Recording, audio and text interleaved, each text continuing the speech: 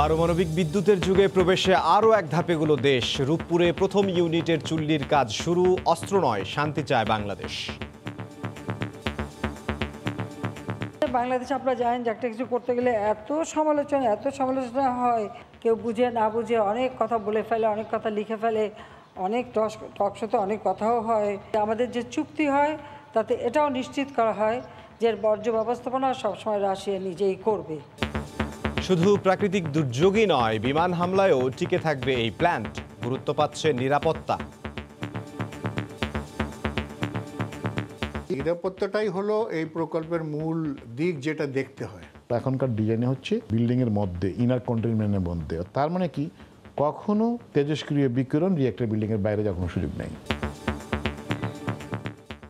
দেখছিলেন প্রধান শিরোনাম। দুপুরের সময় সঙ্গে আছে আমি ইমদাদুল হক। আপনার রূপপুর পারমাণবিক বিদ্যুৎ কেন্দ্রে আমাদের সহকর্মী দেবাশিস রায় রয়েছেন। আমরা সরাসরি যাব তার কাছে, তিনি আমাদেরকে জানাবেন সবশেষ তথ্য। দেবাশিস, আপনার কাছে কি তথ্য রয়েছে? আপনি তো রূপপুর পারমাণবিক বিদ্যুৎ কেন্দ্রে। পারমাণবিক বিদ্যুৎ কেন্দ্র, রূপপুর পারমাণবিক বিদ্যুৎ কেন্দ্র পাবনার ঈশ্বরদীতে যেটি গড়ে তোলা হচ্ছে, সেখানে কিন্তু ঠিক আমার পেছনেই যে দুটি ভবন দেখা যাচ্ছে, অর্থাৎ ইউনিট 2 এবং ইউনিট 1, এই ইউনিট 1-এর মধ্যেই কিন্তু এই পরমাণু বিদ্যুৎ কেন্দ্রের হৃৎপিণ্ড যেটিকে বলা হয়, অর্থাৎ হার্ট বলা হয়, সেই রিঅ্যাক্টর প্রেসার ভেসেল বা পরমাণু চুল্লি, সেটি কিন্তু স্থাপন করা হয়েছে এবং সেই কার্যক্রমের উদ্বোধন করেছেন প্রধানমন্ত্রী শেখ হাসিনা। এবং এই আয়োজনটির মধ্য দিয়ে কিন্তু কমিশনিং যে একটি স্তর রয়েছে এই প্ল্যান্টের, সেই কমিশনিং স্তর কিন্তু শুরু হলো। এবং আপনারা দেখতে পাচ্ছেন যে এখানে দুটো ইউনিটের কাজ সমান তালে চলছে। এবং আপনাদেরকে জানিয়ে রাখি যে এই পুরো প্রকল্পটির কাজ কিন্তু একটু নির্ধারিত সূচির মধ্যেই শেষ করতে হয় এবং রাশিয়ার কারিগরি এবং আর্থিক সহযোগিতায় কিন্তু এটি নির্মাণ করা হচ্ছে। এবং রাশিয়ার রাষ্ট্রায়ত্ত পরমাণু সংস্থা রোসাটম, তাদের কারিগরি এবং তাদের ডিজাইনেই কিন্তু এই প্ল্যান্টটি এখানে রূপপুরে গড়ে তোলা হচ্ছে। এবং দর্শক, আপনাদেরকে জানিয়ে রাখি যে রিঅ্যাক্টর প্রেসার ভেসেল ইনস্টলেশনের যে মূল আনুষ্ঠানিকতা, সেই আনুষ্ঠানিকতাটি কিন্তু আজকে সম্পন্ন হয়েছে।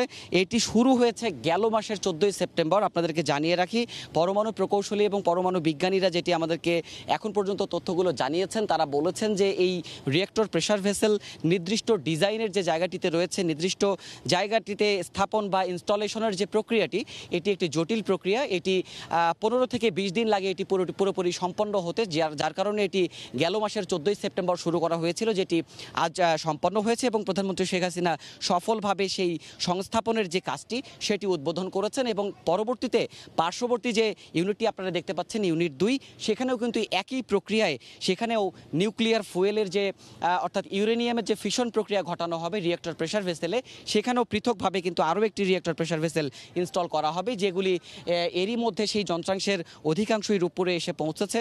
এবং কর্তৃপক্ষ, তার পাশাপাশি প্রধানমন্ত্রী শেখ হাসিনা আজ বেশ কয়েকটি দিক উল্লেখ করেছেন। তার মধ্যে তিনি বলেছেন যে এই রূপপুর পারমাণবিক বিদ্যুৎ কেন্দ্র বহুমাত্রিকভাবে এই জাতিকে অনন্য এক জায়গায় নিয়ে যাবে। তার কারণ, এটি শুধুমাত্র বিদ্যুৎ উৎপাদন করবে, বিষয়টিকে এত সাদামাটাভাবে দেখার কোনো কিছু নেই। বিষয়টির মাধ্যমে বিজ্ঞানের যে উৎকর্ষের স্তর, সেই স্তরেও কিন্তু বাংলাদেশ উন্নীত হবে, সেই বিষয়গুলো কিন্তু এর মধ্যে জড়িত রয়েছে। তার পাশাপাশি প্রযুক্তিগত যে অ্যাডভান্সনেস বিশ্বে এসেছে, সেই অ্যাডভান্সনেস বা সেই অগ্রগতির সাথেও কিন্তু বাংলাদেশ তাল মিলিয়ে এগিয়ে যাচ্ছে। তারও একটি স্মারক হতে যাচ্ছে এই রূপপুর নিউক্লিয়ার পাওয়ার প্ল্যান্ট। এবং আপনাদেরকে জানিয়ে রাখি যে এটি আন্তঃরাষ্ট্রীয় চুক্তির মাধ্যমে রাশিয়ার সঙ্গে বাংলাদেশের চুক্তি হলেও পরবর্তীতে কিন্তু এখানে এটিতে সহায়তা করার জন্য পার্শ্ববর্তী প্রতিবেশী রাষ্ট্র ভারতও এতে যুক্ত হয়েছে। এবং ভারতেরও বেশ কিছু কাজ এখানে চলছে যৌথতার ভিত্তিতেই। এবং বিশেষ করে এখানকার যে কারিগরি ব্যবস্থাপনা, সেই কারিগরি ব্যবস্থাপনার পুরোটাই কিন্তু নিয়ন্ত্রণ করে রাশিয়া এবং তাকে সহযোগিতা করে থাকে পার্শ্ববর্তী দেশ ভারত। এখানে আপনারা জানেন যে দুটো ইউনিট হবে এবং প্রত্যেকটি ইউনিট থেকেই 1200 মেগাওয়াট অর্থাৎ 1200 মেগাওয়াট করে এখান থেকে উৎপাদিত হবে মোট 2400 মেগাওয়াট নিউক্লিয়ার পাওয়ার। এবং সেই পরমাণু বিদ্যুৎ উৎপাদন এবং পরমাণু বিদ্যুৎ প্রক্রিয়াটি উৎপাদনের যে বিশাল কর্মযোগ্য এবং বিশাল প্রক্রিয়া, সেখানে কিন্তু কুলিং টাওয়ার থাকছে। এবং এখানে এখন পর্যন্ত পরমাণু প্রযুক্তির সবশেষ যে সংস্করণ, সেই সংস্করণ অনুযায়ী কিন্তু এখানকার প্ল্যান্টের যে ডিজাইন, সেটি করা হয়েছে। এবং এখানে ব্যবহার করা হচ্ছে তৃতীয় প্রজন্ম অর্থাৎ 3+ VVER 1200 টাইপের রিঅ্যাক্টর, যে রিঅ্যাক্টরগুলোকে এখন পর্যন্ত পরমাণু বিজ্ঞানীরা বলে থাকেন এটি সবশেষ সংস্করণ এবং বিশেষ করে নিরাপত্তার দিক থেকে মানুষের এবং প্রতিবেশের এবং পরিবেশের সেই নিরাপত্তার যে এলিমেন্টগুলি রয়েছে বা সেই নিরাপত্তার যে সূচকগুলি রয়েছে প্রত্যেকটি সূচকেই কিন্তু কার্বন নিঃসরণের মাত্রা থেকে শুরু করে সাধারণ মানুষের জীবনযাপন পর্যন্ত তেজস্ক্রিয় যে পদার্থ রয়েছে সেই তেজস্ক্রিয় পদার্থের যে নিয়ন্ত্রণ বিকিরণ সব কিছু মিলিয়ে কিন্তু এখানে আধুনিক নকশা অনুযায়ী রূপপুরে গড়ে তোলা হচ্ছে এই পাওয়ার প্ল্যান্টটি। এবং সরকার প্রধান আজ যে বিষয়টি বলেছেন যে এটি সময় মতো উৎপাদনে আসবে, অর্থাৎ আর মাত্র 1 বছর বা 1.5 বছর অর্থাৎ 2023 সালের মাঝামাঝি সময়ে এটার প্রথম যে ইউনিটটি আছে সেটি হয়তোবা উৎপাদনে আসবে। তো এই ছিল এখন পর্যন্ত রূপপুর থেকে আমার কাছে সবশেষ তথ্য। পাবনার রূপপুর পারমাণবিক বিদ্যুৎ কেন্দ্র থেকে আমাদের সঙ্গে যোগ দিয়েছিলেন সহকর্মী দেবাশিস রায়। আজ দুপুরে গণভবন থেকে ভার্চুয়ালি রূপপুর পারমাণবিক বিদ্যুৎ কেন্দ্রের প্রথম ইউনিটের চুল্লির কাজের উদ্বোধন করে প্রধানমন্ত্রী শেখ হাসিনা বলেন, পরমাণুর শান্তিপূর্ণ ব্যবহারে বাংলাদেশ প্রতিশ্রুতিবদ্ধ। তিনি আর বলেন, অস্ত্র নয় বিদ্যুৎ উৎপাদন করছে তার সরকার। পাবনা থেকে সালাউদ্দিন লিয়ার ক্যামেরায় বিস্তারিত জানাচ্ছেন দেবাশিস রায়। পরমাণু থেকে বিদ্যুৎ উৎপাদনে স্বাধীনতার আগে থেকেই উদ্যোগ নেওয়া হলেও নানা কারণে তা আলোর মুখ দেখেনি এতদিন। তবে সেই স্বপ্ন পূরণের পথে অনেকটা পথ পেরিয়ে গৌরবের এই প্রকল্পের মাধ্যমেই বাংলাদেশ এখন এলিট নিউক্লিয়ার ক্লাবের সম্মানিত সদস্য। মূল নির্মাণ কাজ শুরুর 4 বছরের মাথায় এখানে স্থাপন করা হলো প্রথম ইউনিটের হৃৎপিণ্ড খ্যাত রিঅ্যাক্টর প্রেসার ভেসেল বা পরমাণু চুল্লি। প্ল্যান্টের মূল নির্মাণ যজ্ঞের এই অধ্যায়টিকে অন্যতম সাফল্যের স্তর হিসেবেই বিবেচনা করা হয় বিশ্বব্যাপী। আর্থিক অঙ্কে দেশের সবচেয়ে বড় এই মেগা প্রকল্পটিতে 3 বার সরাসরি এলেও কোভিডের বাস্তবতায় রোববার গণভবন থেকেই ভিডিও কনফারেন্সে যোগ দেন সরকার প্রধান শেখ হাসিনা। মাইলফলক অর্জনের দিনে নির্মাতা প্রতিষ্ঠান রাশিয়ার রাষ্ট্রায়ত্ত পরমাণু সংস্থা রোসাটমের ডিজি অ্যালেক্সি লিখাচেভো উপস্থিত ছিলেন রূপপুরে।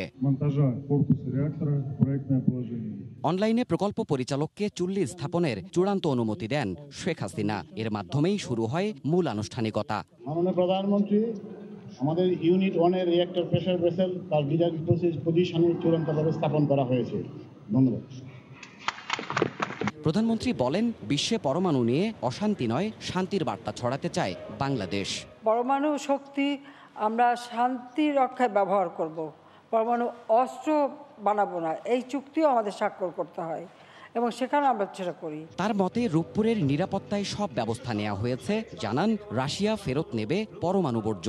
এটা নিরাপত্তা এবং এর বর্জ্য ব্যবস্থাপনা আমাদের যে চুক্তি হয় তাতে এটাও নিশ্চিত করা হয় যে এর বর্জ্য ব্যবস্থাপনা সবসময় রাশিয়া নিজেই করবে। আমাদের বাংলাদেশে আপনারা জানেন যে একটা কিছু করতে গেলে এত সমালোচনা হয় যে মানে নানাভাবে নানাজনে কেউ বুঝে না বুঝে অনেক কথা বলে ফেলে, অনেক কথা লিখে ফেলে, অনেক টকশোতে অনেক কথাও হয়, টক মিষ্টি ঝাল মিশিয়ে বহু কথা হয়। এটা তো বাংলাদেশের একটা নিয়ম। সময় মতোই এখানকার 2টো ইউনিট উৎপাদনে আসবে জানিয়ে শেখ হাসিনা বলেন, দেশের দক্ষিণে আরও একটি নিউক্লিয়ার পাওয়ার প্ল্যান্ট তৈরির পরিকল্পনা নিয়েছে আওয়ামী লীগ সরকার।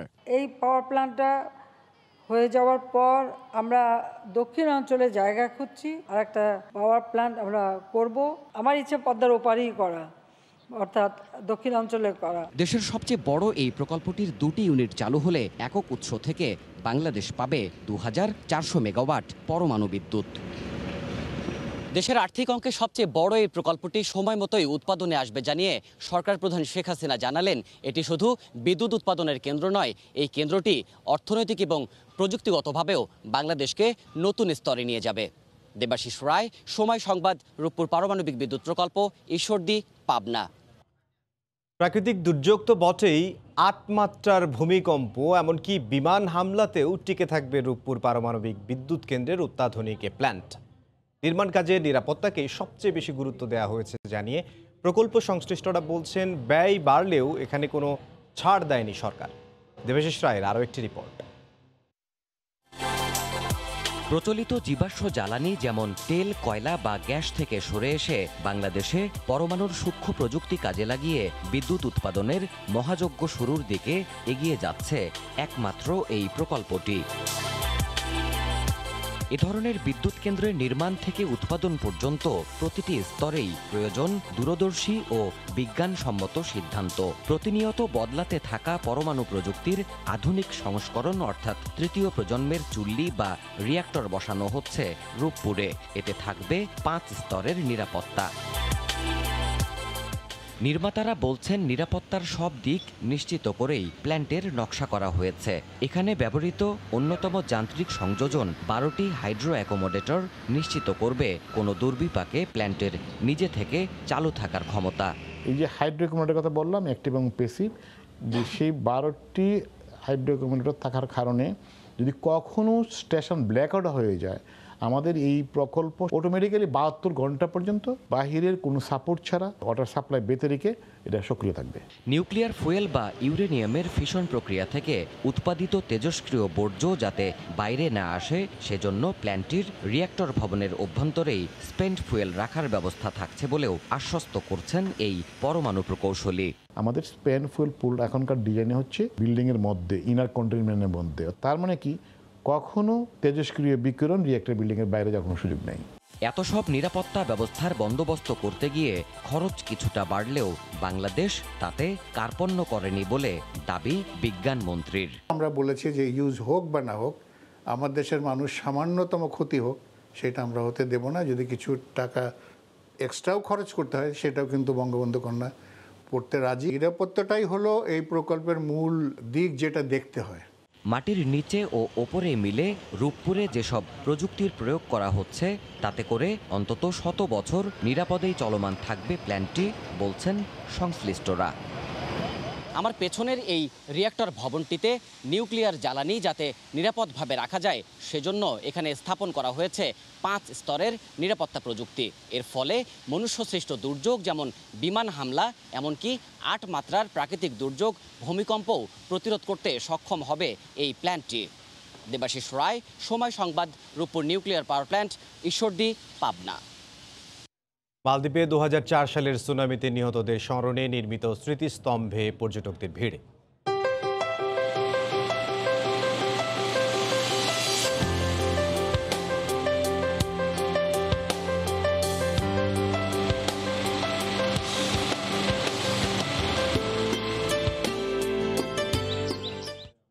প্রাকৃতিক মহাবিপর্যয়ের পর ঘুরে দাঁড়ানো মালদ্বীপ নিয়ে রিপোর্ট থাকছে সংবাদের শেষাংশে।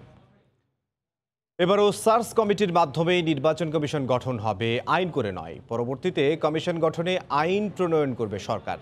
দুপুরে D R U meet the reporters অনুষ্ঠানে কথা বলেন আইনমন্ত্রী। বেগম জিয়ার মুক্তির বিষয়টি যেমন সরকারের হাতে নেই, তেমনি নির্বাচনকালীন সরকার নিয়েও আদালতের নির্দেশনার বাইরে যাওয়ার সুযোগ নেই বলে জানান মন্ত্রী। ঢাকা রিপোর্টার্স ইউনিটের নিয়মিত আয়োজন মিট দ্য রিপোর্টার্সে এবারে সাংবাদিকদের মুখোমুখি হলেন আইনমন্ত্রী আনিসুল হক। প্রশ্নের জবাবে মন্ত্রী জানান, নির্বাচন কমিশন গঠনে আইন এখন সময়ের দাবি। তবে ফেব্রুয়ারিতে যে নতুন কমিশন গঠন হবে সেখানে সার্চ কমিটির বাইরে যাওয়া সম্ভব নয়। আইনটা করার প্রয়োজন এসছে, ঠিক আছে, আইন হবে, কিন্তু এর মধ্যে এই 15ই ফেব্রুয়ারির মধ্যে এরকম আইন একটা করা সম্ভব নয়। কোভিড সিচুয়েশনটা ইমপ্রুভ করলে আমরা পুরো একটা 350 সদস্য সংসদের আমরা বসতে পারবো, বসে এই আলাপ আলোচনা করে এরকম একটা গুরুত্বপূর্ণ আইন পাস করতে পারবো। সেই জিনিসটা কিন্তু আমাদের এখন হচ্ছে না। সার্চ কমিটির যে গেজেট, এটা আইন নয়, কিন্তু যেহেতু সকলের কনসেনসাসে হওয়া, মহামান্য রাষ্ট্রপতি এটা করেছেন, এটা আইনের কাছাকাছি। It has already got the sanction of a force of law. তো সেই কারণেই এইটা দিয়ে এবার হবে এবং তারপরে ইনশাল্লাহ আইনে চলে যাব। বেগম জিয়ার স্থায়ী মুক্তির বিষয়ে বিএনপির দাবি প্রসঙ্গে মন্ত্রী বলেন, এটি আদালতের বিষয়, এখানে সরকারের কোনো হস্তক্ষেপ নেই। আর তত্ত্বাবধায়ক সরকার ইস্যুতে উচ্চ আদালতের রায়ের বাইরে যাবার সুযোগ নেই বলেও সাফ জানিয়ে দেন আনিসুল হক। বেগম খালেদা জিয়ার স্থায়ী মুক্তি সরকারের হাতে নয়। বেগম খালেদা জিয়ার মামলা আপনার আপিল বিভাগে বাংলাদেশ সুপ্রিম কোর্টে, আর হাইকোর্ট, বাংলাদেশ সুপ্রিম কোর্টের হাইকোর্ট বিভাগে পেন্ডিং। সেইখানে তারা যদি মামলায় জয়ী হন তাহলে স্থায়ী মুক্তি হবে। আওয়ামী লীগ সরকারের অধীনেই আগামী নির্বাচন হবে বলেও জানান আইনমন্ত্রী। রাশেদ লিমন, সময় সংবাদ, ঢাকা। অগণতান্ত্রিক উপায়ে ক্ষমতায় যাওয়ার পথ খুঁজছে বিএনপি, এমন অভিযোগ করেছেন আওয়ামী লীগ সাধারণ সম্পাদক ওবায়দুল কাদের। তিনি বলেন, জনরায়কে অশ্রদ্ধা দেখিয়ে নির্বাচন থেকে দূরে থাকলে অতীতের মতো ভবিষ্যতেও দলটিকে পস্তাতে হবে। সকালে নিজ বাসভবনে ব্রিফিংয়ে এই কথা বলেন তিনি। গণতন্ত্রকে নাকি নিরুদ্দেশ করা হয়েছে। তাদের এ ধরনের অভিযোগ উদুর পিণ্ডিয়ে বুধুর ঘাড়ে চাপানোর মতো। নিজেরা গণতন্ত্র এগিয়ে যাওয়ার পথে প্রতিবন্ধকতা তৈরি করছে। তারাই গণতন্ত্রের পথে না হেঁটে অগণতান্ত্রিক উপায়ে ক্ষমতায় যেতে পথ খুঁজছে। তারাই জনরায়কে অশ্রদ্ধা দেখিয়ে কোনো নির্বাচন থেকে প্রকাশ্যে দূরে থাকছে। মুখে তারা যতই বলুক, নির্বাচনে তারা আসবে। দলের ক্ষয়িষ্ণু অস্তিত্ব রক্ষা এবং সমর্থক কর্মীদের রোষানল থেকে বাঁচতে হলে নির্বাচনে তাদের আসতেই হবে। এদিকে নিরপেক্ষ নির্বাচন কমিশন ও তত্ত্বাবধায়ক সরকার ছাড়া দেশে কোনো নির্বাচন হতে দেয়া হবে না বলে হুঁশিয়ারি করেছেন বিএনপি মহাসচিব মির্জা ফখরুল ইসলাম আলমগীর। সকালে প্রেস ক্লাবে এক আলোচনা সভায় কথা বলেন তিনি। এ সময় জাতীয় ঐক্য গড়ে তোলার আহ্বান জানান মির্জা ফখরুল। সম্পূর্ণ নিরপেক্ষ তত্ত্বাবধায়ক সরকারের অধীনে নিরপেক্ষ নির্বাচন কমিশনের পরিচালনায় একটি নির্বাচন দিতে হবে, যে নির্বাচনে জনগণ তাদের পছন্দ মতো সরকার তৈরি করবে, পার্লামেন্ট তৈরি করবে। আজকে এই সময় এসেছে, আমরা সবাই ঐক্যবদ্ধ হই, জাতীয় ঐক্য গড়ে তুলি, ছাত্রদের ঐক্য গড়ে তুলি, তরুণদের ঐক্য গড়ে তুলি, যুবকদের ঐক্য গড়ে তুলি। মাদক মামলায় ফের জামিন নিতে আদালতে হাজির হয়েছেন চিত্রনায়িকা পরীমনি। সবশেষ খবর জানবো এই মুহূর্তে সিএমএম কোর্টে আছেন সহকর্মী আফজাল হোসেন, যাব তার কাছে। আফজাল,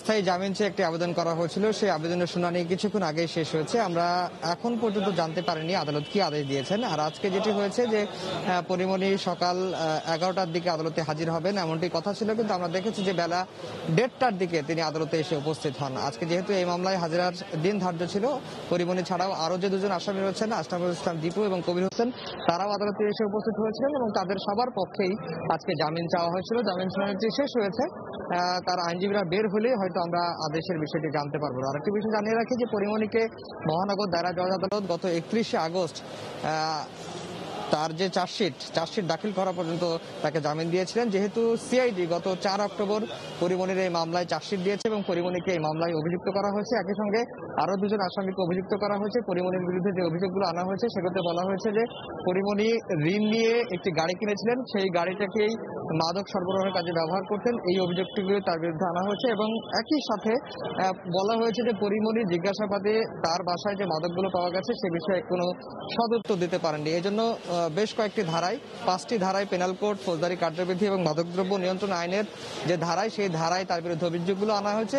আইনজীবীরা বলছেন যে রাষ্ট্রপক্ষ যদি অভিযোগগুলো প্রমাণ করতে পারে তাহলে পরীমনির 1 থেকে 5 বছরের দণ্ড হবে, এটি কিন্তু রাষ্ট্রপক্ষ বলছে। আর এখন পরীমনির মামলার শুনানি শেষ হয়েছে। আর কি বিষয়ে বলে রাখি যে যখন একজন আসামি যদি জামিনে থাকেন তাকে আদালতে সকাল 10টার মধ্যে হাজির হতে হয়, কিন্তু আজকে পরীমনি প্রায় নির্ধারিত সময়ের 3.5 ঘন্টা পরে আদালতে এসে উপস্থিত হয়েছিলেন। এতে আদালত ক্ষোভ প্রকাশ করেছিলেন এবং আদালত বারবার রাষ্ট্রপক্ষের আইনজীবীর কাছে জানতে চেয়েছিলেন যে পরীমনি কখন আদালতে হাজির হবে, কারণ পরীমনির মামলার যখন শুনানি হয় তখন অন্য মামলার শুনানি করা সম্ভব হয় না। এই কারণে বিচারক চাচ্ছিলেন যে খুব তাড়াতাড়ি এই মামলাটি শুনানি করে পরীমনির যে আদালত, সেই আদালতটিকে খালি করে দেওয়া বা যেন অন্য আসামিরা যেন নির্বিঘ্নে আইনি সেবা পেতে পারেন। কিন্তু আমরা দেখেছি নির্ধারিত সময় প্রায় 3.5 ঘন্টা পর পরীমনি এসেছেন, তার জামিনের শুনানি শেষ হয়েছে।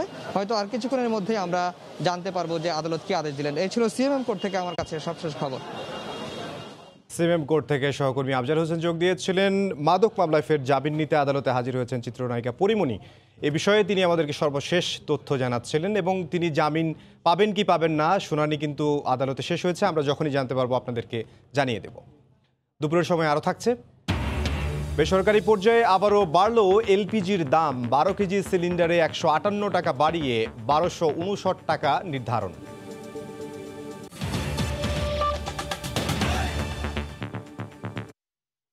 চতুর্থ বর্ষ ও মাস্টার্সের পর আজ সব বর্ষের শিক্ষার্থীদের জন্য খুলে দেয়া হলো ঢাকা বিশ্ববিদ্যালয়ের আবাসিক হল।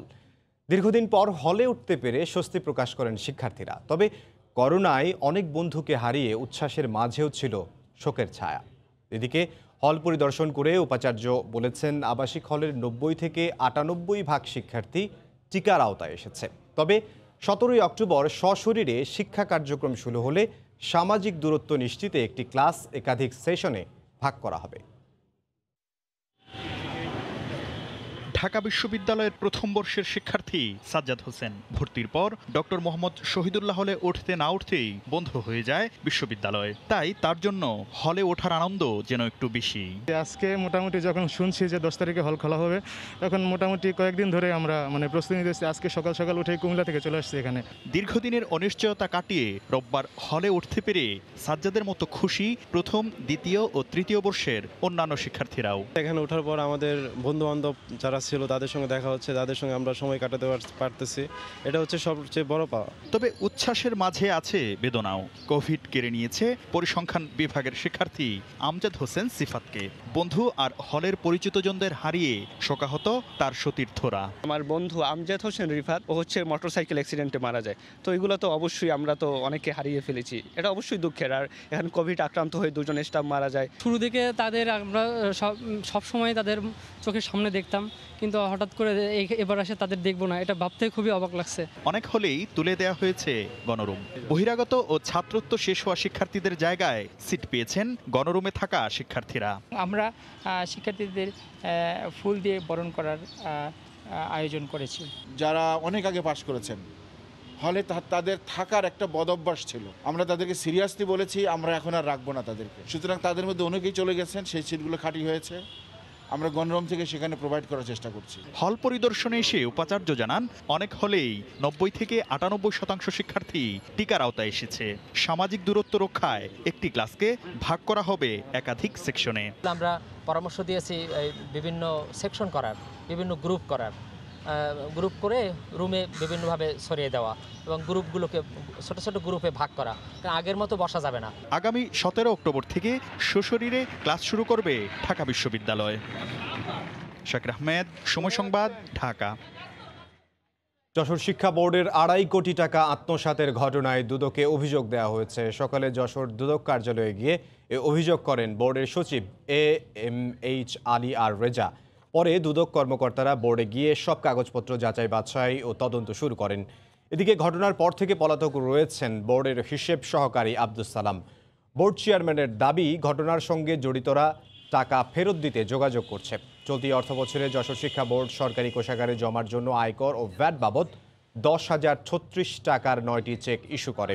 এই 9টি চেক জালিয়াতি করে ভেনাস প্রিন্টিং অ্যান্ড প্যাকেজিংয়ের নামে 1,90,12,010 টাকা এবং শাহী লাল স্টোরের নামে 61,32,000 টাকা উত্তোলন করে আত্মসাৎ করে। আপাতত জানতে পারছি একজন, সংখ্যা বাড়তেও পারে, সেই বিষয়ে আমরা লিখিত অভিযোগ করার জন্য এখানে আসছি। যাকে আমরা সন্দেহ করছি সে 7 তারিখ থেকে তাকে পাচ্ছি না। শুনেছি সে গোপনে বাবুর সাথে যোগাযোগ করে কিছু মেসেজ পেয়েছি যে টাকা দেওয়ার জন্য তারা তৎপরতা চালাচ্ছে, টাকা দেবে এবং ক্ষমা চাবে। মাদক মামলায় আবারও জামিন পেলেন চিত্রনায়িকা পরিমণি। এ বিষয়ে সবশেষ খবর জানবো। এই মুহূর্তে সিএমএম কোর্টে আছেন সহকর্মী আফজাল হোসেন। আফজাল, সবশেষ কি তথ্য রয়েছে? পরিমণির যে জামিন শেষ হয়ে গিয়েছিল, মহানগর দারা জজ আদালত তাকে চার্জশিট দেওয়ার পর্যন্ত জামিন দিয়েছিলেন। আজকে আবারও নতুন করে জামিন চান চিত্রনায়িকা পরিমণি। সেই জামিন আবেদনের প্রেক্ষিতে সেটি শুনানি হয়েছে। শুনানি হওয়ার পরে আদালত তারকে আবার জামিন দিয়েছেন, অর্থাৎ তিনি এই মামলা জামিনে থাকবেন। একই সাথে তার বিরুদ্ধে যে অভিযোগপত্র দেওয়া হয়েছিল সেই অভিযোগপত্রটি আদালত গ্রহণ করেছেন এবং গ্রহণ করে এই মামলা বদলির আদেশ দিয়েছেন। অর্থাৎ এই মামলাটি এখন মুখ্য মহানগর হাকিম আদালত থেকে মহানগর দায়রা জজ আদালতে যাবে এবং এই দায়রা জজ আদালতে যাওয়ার পরে আদালত এই অভিযোগপত্রটি আমলে নিয়ে এরপরে শুনানি করবেন। শুনানি করে আনুষ্ঠানিকভাবে পরিমণির বিচার শুরু হবে। এটি হচ্ছে আইনি প্রক্রিয়া। আর আজকে যেটি হয়েছে সেটি হচ্ছে যে পরিমণি বেলা 1:30টার দিকে আদালতে হাজির হয়েছিলেন। এটি নিয়ে বিচারক একটি ক্ষোভ প্রকাশ করেছিলেন, কারণ বিচারক বারবার রাষ্ট্রপক্ষের আইনজীবীর কাছে জানতে চেয়েছিলেন যে মামলার আসামি পরিমণি কেন আদালতে হাজির হচ্ছে না। যদিও পরিমণির আইনজীবীরা বারবারই বলছেন যে তিনি রওনা হয়েছেন আদালতে আসার উদ্দেশ্যে, কিন্তু জ্যামে পড়েছেন, সেই কারণে তিনি আদালতে সঠিক সময়ে আসতে পারেননি, এটি পরিমণির আইনজীবীরা বলছেন। কিন্তু আদালতের যে বিধান সেটি হচ্ছে যে যদি কোনো আসামি জামিনে থাকে তাহলে তাকে সকাল 10টার মধ্যে তার যে হাজিরা এটি আদালতকে জানাতে হয় এবং কোনো ধরনের আবেদন যদি থাকে সেটি আদালতে দাখিল করতে হয়। কিন্তু আজকে পরিমণির ক্ষেত্রে এর ব্যত্যয় হয়েছে, সেটি আমরা দেখলাম। আর আরেকটি বিষয় বলে রাখি যে পরিমণির মামলাটি যে চার্জশিট সিআইডি দিয়েছে, সিআইডি এই মামলার ক্ষেত্রে 3 জন আসামি রয়েছে। পরিমণি রয়েছেন, পরিমণির আরেকজন সহযোগী আশরাফুল আলম দীপু এবং কবির হোসেন। এই 3 জনের বিরুদ্ধে মোটা দাগে যেটি অভিযোগ করা হয়েছে যে পরিমণির বাসা থেকে 19 বোতল মদ পাওয়া গেছে, আইস, এলএসডি পাওয়া গেছে। এই মাদকগুলোর উৎস কোথায়, এই উৎস জানার জন্য আমরা দেখেছি যে 3 দফায় পরিমণিকে 7 দিনের রিমান্ডে নেওয়া হচ্ছে। কিন্তু চার্জশিটে সিআইডি যেটি বলছে যে পরিমণিকে মাদকগুলো সরবরাহ করতেন কবির নামে যে আরেকজন আসামি রয়েছে, এই মামলার চার্জশিটভুক্ত আসামি, তিনি পরিমণিকে এই মাদকগুলো সরবরাহ করতেন। এবং এই মাদকগুলো কেন বাসায় রাখা হয়েছে সেই বিষয়টি আসলে জিজ্ঞাসাবাদে সুদুত্তর দিতে পারেননি চিত্রনায়িকা পরিমণি। এবং তার যে গাড়ি, সেই গাড়ির বিষয়ে বলা হয়েছে যে 30 লক্ষ টাকা ঋণ নিয়ে এই গাড়িটি কেনা হয়েছে, কিন্তু এই গাড়িকেই মাদক সরবরাহ বা মাদক আনা নেওয়ার কাজ করতেন পরিমণি, এটি কিন্তু বলা হয়েছে। আর পরিমণিকে মামলার যদি ব্যাকগ্রাউন্ডগুলো একটু বলি যে গত 4 আগস্ট পরিমণিকে রাজধানীর বনানীর বাসা থেকে গ্রেফতার করা হয়, তার বাসা থেকে মাদক উদ্ধারের দাবি করে এবং এর পরদিনই আমরা দেখেছি রাজধানীর বনানী থানায় পরিমণির বিরুদ্ধে মাদকদ্রব্য নিয়ন্ত্রণ আইনের যে 2018 সালের যে মাদকদ্রব্য নিয়ন্ত্রণ আইনে রয়েছে সেই আইনে মামলা করা হয় এবং এই মামলার পরে পরিমণিকে 3 দফা 7 দিনের রিমান্ডে নিয়ে জিজ্ঞাসাবাদ করা হয় এবং পরিমণিকে গত 31শে আগস্ট মহানগর দায়রা জজ আদালত জামিন দেন এবং তিনি কারাগারে যাওয়ার 27 দিন পরে পরিমণি জামিনে মুক্তি পান। এটি হচ্ছে আইনি প্রেক্ষাপট। আরেকটি বিষয় বলে রাখি যে পরিমণির বিষয়ে যেটি হচ্ছে যে এখন পরিমণি এজলাসে রয়েছেন, হয়তো আর কিছুক্ষণের মধ্যে তিনি বের হয়ে যাবেন, আমরা সেটি তার জন্যই অপেক্ষা করছি। আর মোটামুটি এই ছিল আজকে পরিমণির মামলার সবশেষ তথ্য। সিএমএম আদালত থেকে যোগ দিয়েছিলেন সহকর্মী আফজাল হোসেন, তিনি জানাচ্ছিলেন পরিমণি মাদক মামলায় ফের জামিন পেয়েছেন সে বিষয়ে। বেসরকারি পর্যায়ে 12 কেজি এলপিজির দাম 158 টাকা বাড়িয়ে 1259 টাকা নির্ধারণ করল Bangladesh energy regulatory commission BERC. আজ থেকে 1033 টাকা থেকে বেড়ে 1259 টাকা হলো 12 কেজির সিলিন্ডার। রাজধানীর কারওয়ান বাজারে বিইআরসির শুনানি কক্ষে সংবাদ সম্মেলনে নতুন এ দাম ঘোষণা করা হয়। এর আগে গত অগাস্টে 12 কেজির সিলিন্ডারের দাম ধরা হয়েছিল 993 টাকা। এক মাসের ব্যবধানে সরকারি হিসেবেই দাম বেড়েছে 40 টাকা। একই সঙ্গে বেড়েছে পরিবহনে ব্যবহৃত এলপিজি গ্যাসের দামও, যা অটো গ্যাস নামে প্রচলিত। অক্টোবর মাসের জন্য অটো গ্যাসের দাম প্রতি লিটার 50 টাকা 5-6 পয়সা থেকে বাড়িয়ে 58 টাকা 68 পয়সা নির্ধারণ করা হয়। লিটারে বেড়েছে প্রায় 8 টাকা 12 পয়সা। নতুন সিদ্ধান্ত অনুযায়ী বাসাবাড়িতে কেন্দ্রীয়ভাবে নিয়ন্ত্রিত এলপিজির দাম প্রতি কেজি 83 টাকা 77 পয়সা থেকে বাড়িয়ে 101 টাকা 68 পয়সা করা হয়। শিক্ষার্থী 12 জন আর শিক্ষক সহ কর্মকর্তা কর্মচারীর সংখ্যা 20 জন। 35 বছর ধরে এভাবেই চলছে রংপুরের পীরগঞ্জে ছাতুয়া দ্বিমুখী দাখিল মাদ্রাসা। তবে শিক্ষকদের দাবি 200 শিক্ষার্থী রয়েছে। জমি দখল, নারী নির্যাতন সহ নানা অনিয়ম দুর্নীতির অভিযোগ মাদ্রাসাটির অধ্যক্ষের বিরুদ্ধে। শাকিল মাহমুদের ক্যামেরায় রতন সরকারের রিপোর্ট। রংপুরের পীরগঞ্জে 6 কক্ষের দোতলা টিন শেড ছাতুয়া মাদ্রাসা। শিক্ষকের কেউ জানাতে পারেননি মাদ্রাসার প্রকৃত শিক্ষার্থীর সংখ্যা। একজন শিক্ষক 200 শিক্ষার্থীর দাবি করলেও কাগজপত্রে আরও বেশি দেখানোর কথা জানালেন অকপটে।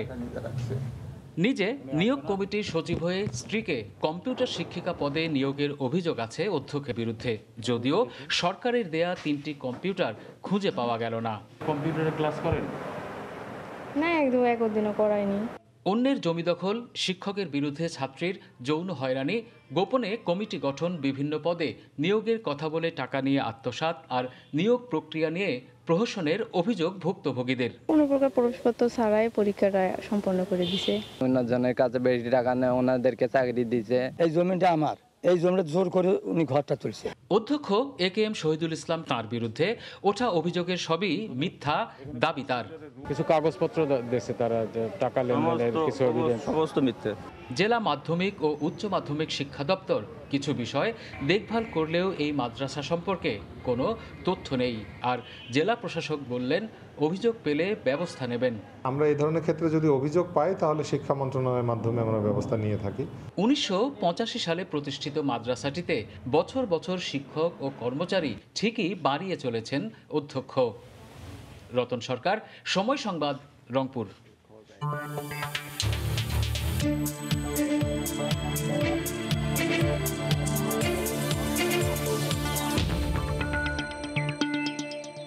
সব শঙ্কা উড়িয়ে দিয়ে বিশ্বব্যাপী করোনার স্থবিরতার মধ্যেই ঘুরে দাঁড়িয়েছে বাংলাদেশের পোশাক শিল্প।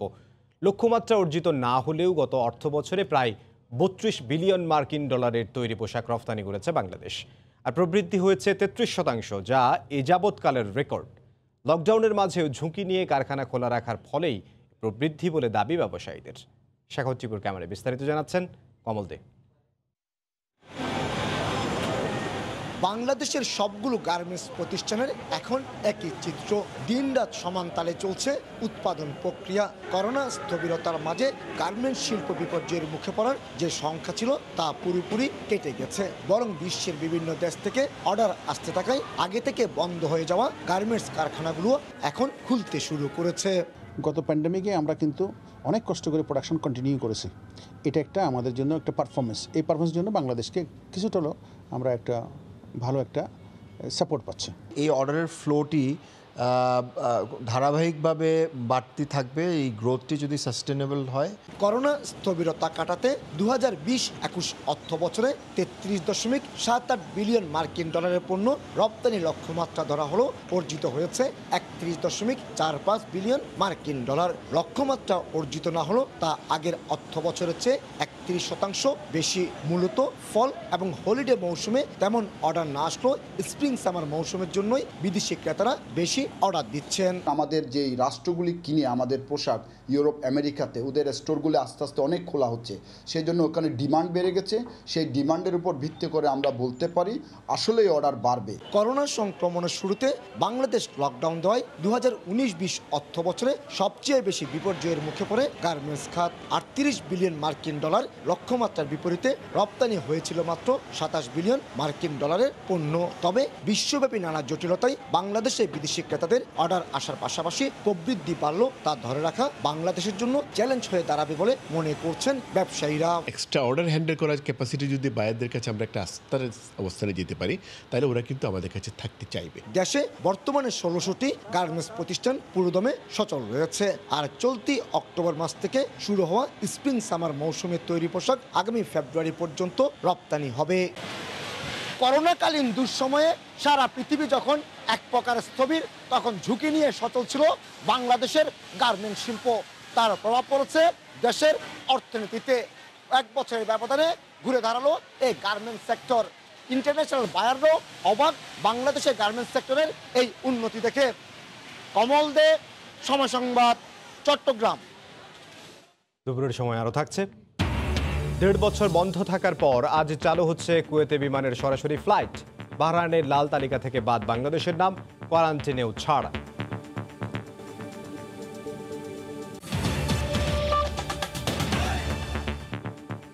দেশের বাইরের খবর। মহাষষ্ঠীর মধ্য দিয়ে কাল থেকে শুরু হচ্ছে শারদীয় দুর্গোৎসব।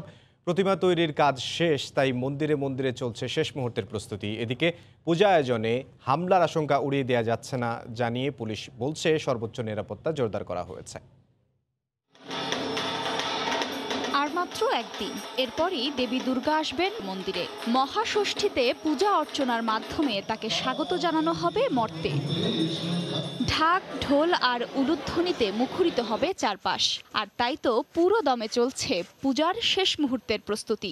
দেবী দুর্গা তৈরির কাজ প্রায় শেষ, এখন চলছে মন্দির সাজানোর কাজ।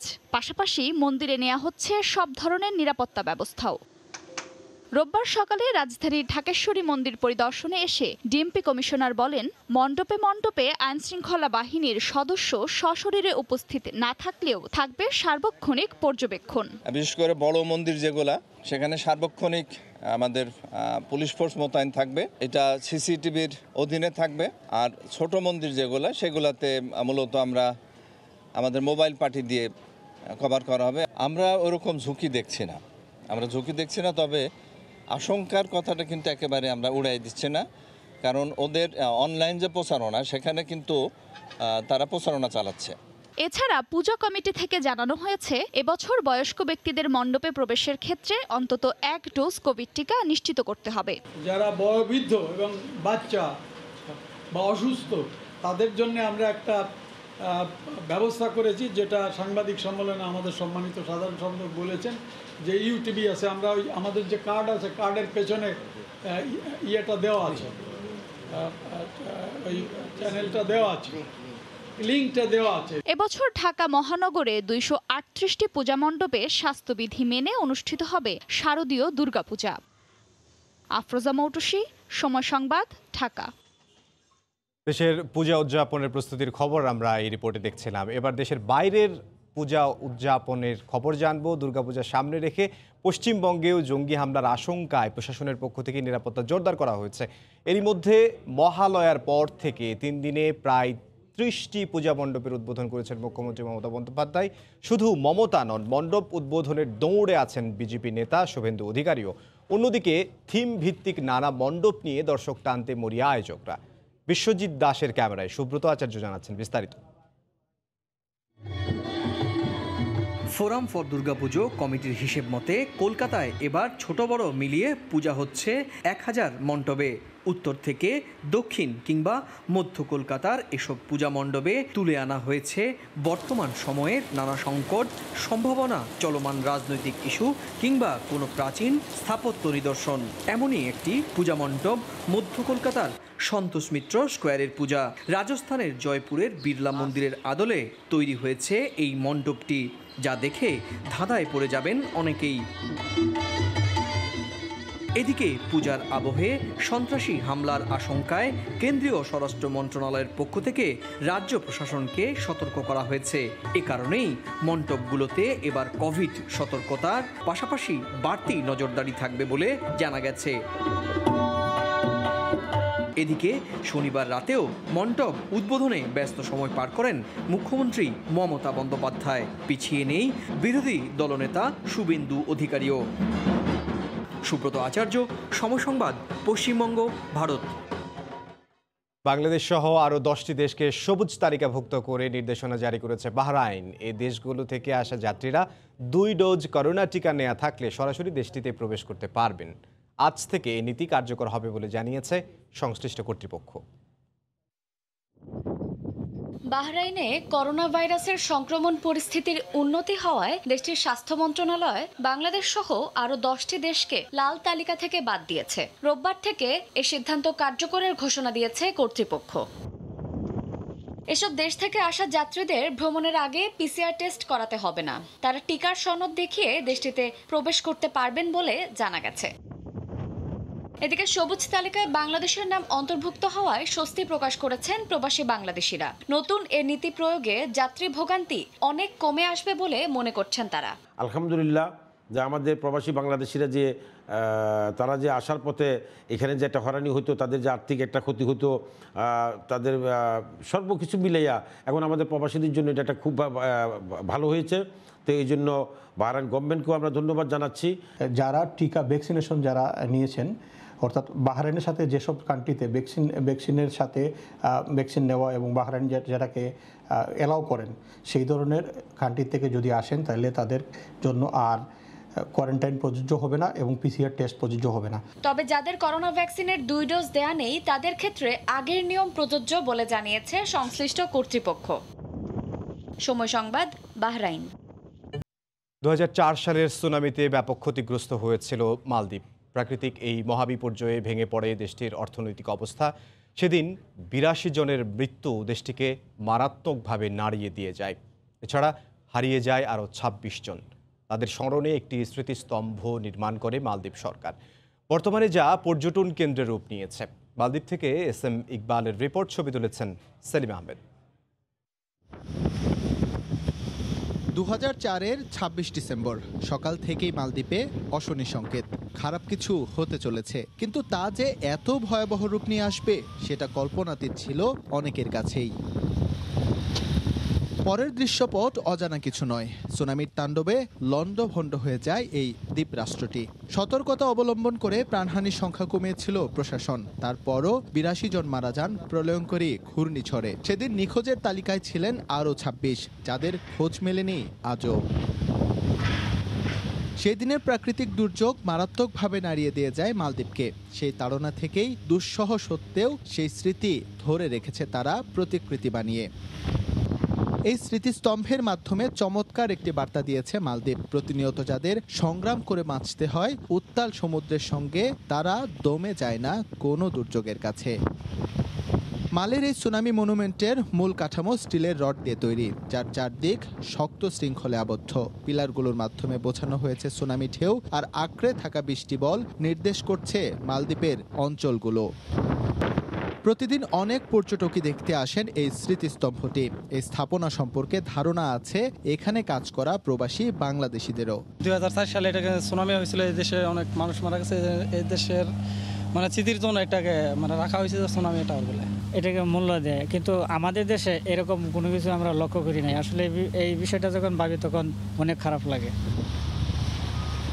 1991-এর প্রলয়ঙ্করী ঘূর্ণিঝড়ে বাংলাদেশে মৃতের সংখ্যা ছিল 1,38,000। যদিও বেসরকারি হিসাব বলছে এই সংখ্যাটা আরও বেশি। এরপর সিডর কিংবা আইলাতেও প্রাণহানির সংখ্যা ছিল কয়েক হাজার। আর 2004-এর সুনামিতে মালদ্বীপে মৃতের সংখ্যা ছিল 106, যাদের স্মৃতির উদ্দেশ্যেই এই স্তম্ভটি নির্মাণ করেছে মালে প্রশাসন। অথচ বিভিন্ন প্রাকৃতিক দুর্যোগে হারিয়ে যাওয়াদের খবর রেখেছে কি বাংলাদেশ? মালে থেকে এস.এম. ইকবাল, সময় সংবাদ, মালদ্বীপ। দুপুরের সময়ের শীর্ষ সংবাদ জানিয়ে দিচ্ছে আরও একবার। পরমাণু দিয়ে অস্ত্র নয়, বিদ্যুৎ উৎপাদন করে শান্তি স্থাপন করতে চায় বাংলাদেশ, বললেন প্রধানমন্ত্রী। রূপপুরে প্রথম ইউনিটের চুল্লি বসানোর কার্যক্রম শুরু।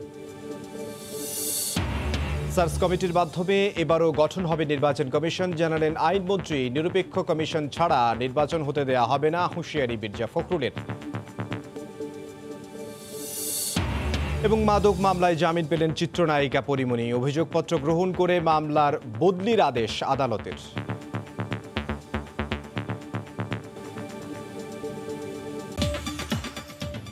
এই ছিল দুপুরের সময়। সঙ্গে থাকুন সময়ের।